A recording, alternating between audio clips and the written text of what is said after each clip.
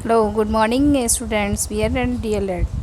आज हम गुणवत्तापूर्ण शिक्षा में शैक्षिक आंकड़ों का महत्व के बारे में अध्ययन करेंगे। सांख्यिकी का अर्थ परिभाषा। आधुनिक युग सांख्यिकी का युग कहलाता है। आज व्यवहारिक जीवन में तथा ज्ञान विज्ञान के सभी क्षेत्रों में संख्याओं और संख्यात्मक विधियों का व्यापक प्रयोग होता है। संख्याओं की सहायता से ही मानव विभिन्न प्रकार के विवेकपूर्ण निर्णय लेता है तथा विभिन्न घटनाओं ने यह सिद्ध कर दिया है कि अंकों पर आधारित निर्णय श्रेष्ठ रहते हैं। इस विचारधारा की पुष्टि लॉर्ड केल्विन के इस कथन से होती है। आज जिस विषय की बात कर रहे हैं, यदि आप उसको माप सकते हैं तथा उसे अंकों के रूप में व्यक्त कर सकते हैं तो आप उसके बारे में कुछ जानते हैं, किंतु आप उसे माप नहीं सकते, उसे संख्याओं के रूप में व्यक्त नहीं कर सकते, तो आपका ज्ञान अल्प तथा असंतोषजनक प्रकृति का है। यह ज्ञान प्रारंभ हो सकता है, परंतु अपनी विचारधारा में संख्यात्मक रूप के अभाव में एक विज्ञान स्तर तक प्रगति नहीं कर सकता है। अतः सांख्यिकी का ज्ञान अंकों पर आधारित होता है, जिन्हें हम समांक या आंकड़े कहते हैं। सांख्यिकी का उद्गम व विकास। अंग्रेजी भाषा के स्टैटिस्टिक्स, जर्मन भाषा के शब्द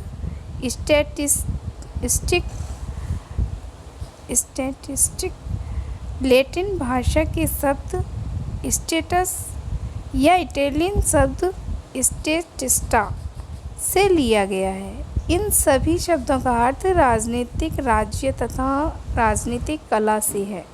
स्टैटिस शब्द का प्रयोग सम्राट विलियम शेक्सपियर व विलियम वर्ड्सवर्थ आदि ने ऐसे व्यक्ति के लिए उपयोग किया था जो राज्य से संबंधित लेखा जोखा के कार्य में निपुण थे।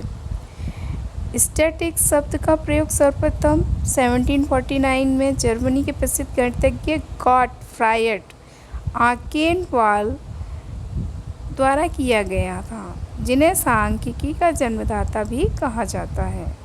सांख्यिकी की परिभाषा।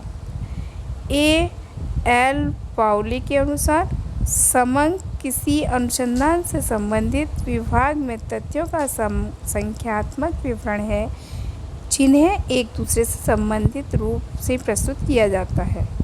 वेबस्टर के अनुसार समांक किसी राज्य के निवासियों की दशा से संबंधित वर्गीकृत तथ्यों के समूह हैं, जो विशेषतः संख्याओं में सारणीबद्ध या वर्गीकृत रूप में व्यवस्थित किए जा सकते हैं।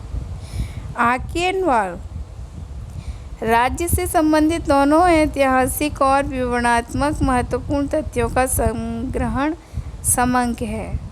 कॉर्नर समांक किसी प्राकृतिक या सामाजिक घटना के या करना या अनुमान है, जिन्हें व्यवस्थित रूप से विन्यासित कर उनमें पारस्परिक संबंध प्रदर्शित किया जाता है।